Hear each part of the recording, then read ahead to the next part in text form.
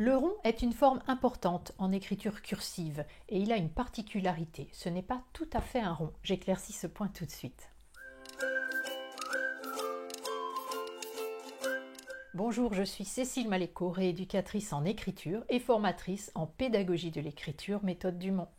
On l'a vu dans 2 précédentes vidéos, avec la méthode Dumont, l'enfant est entré dans l'écriture cursive grâce à la boucle, puis il a continué son apprentissage avec les trécis. Les liens vers ces vidéos s'affichent en haut à droite de votre écran.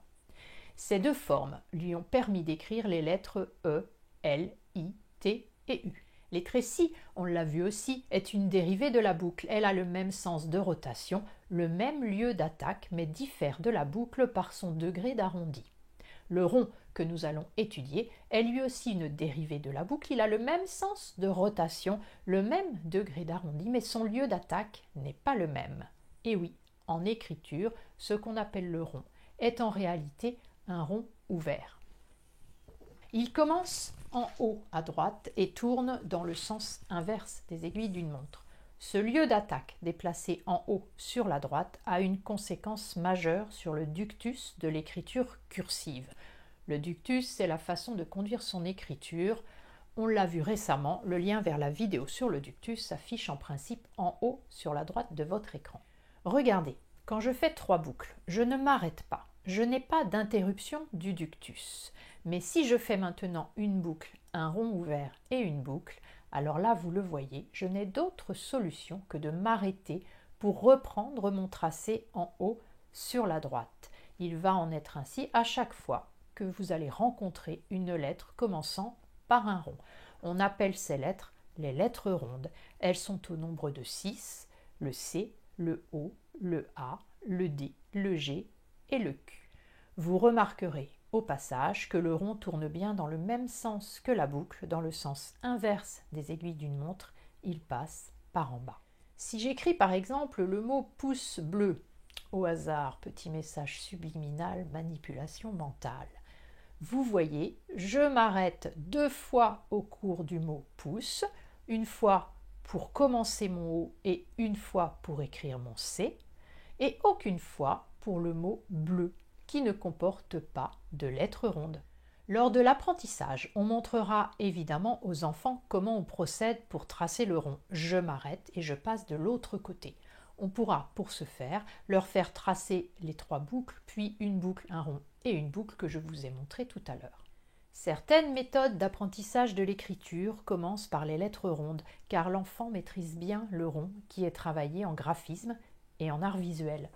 C'est préjudiciable, justement à cause de cet arrêt qui casse le mouvement. On commencera plutôt par des formes qui convoquent un mouvement fort. Au hasard, la boucle, le mouvement toujours. J'entends déjà certains adultes me dire « on n'a pas besoin de s'arrêter ». Moi, je ne m'arrête pas pour écrire mes lettres rondes. Alors vous êtes adulte et vous avez donc personnalisé votre écriture, sa forme, c'est adapté à votre vitesse, à votre mouvement.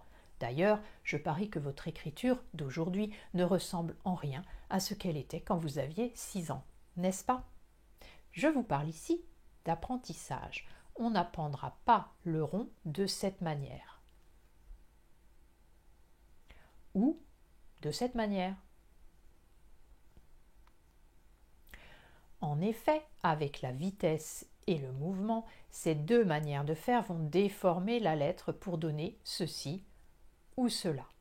Retenez toujours que les modèles qu'on doit donner aux enfants doivent être les plus neutres possibles pour permettre leur appropriation par l'enfant et une bonne évolution de l'écriture. Grâce aux lettres rondes, les enfants auront à ce moment de leur apprentissage la possibilité de tracer 4 nouvelles lettres.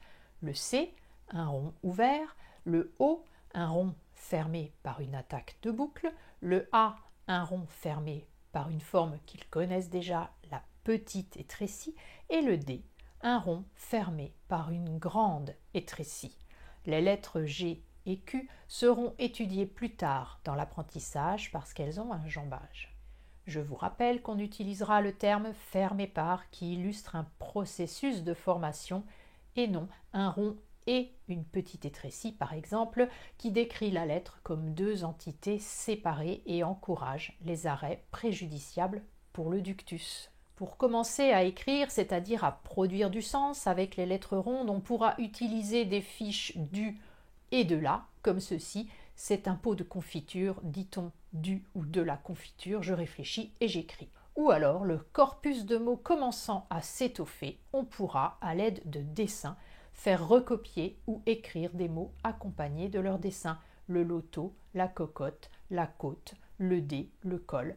Vous trouverez sur mon site internet, à la rubrique ressources, une liste de mots qui suivent la progression de la méthode, ainsi que des étiquettes mots pour faciliter l'encodage. Le lien est dans la description par ici.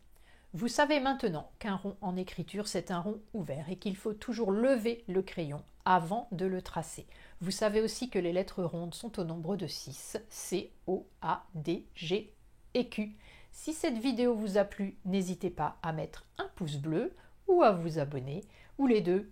C'est grâce à ça que je peux continuer à vous proposer des contenus de qualité. Merci pour votre soutien et à très bientôt pour bien écrire.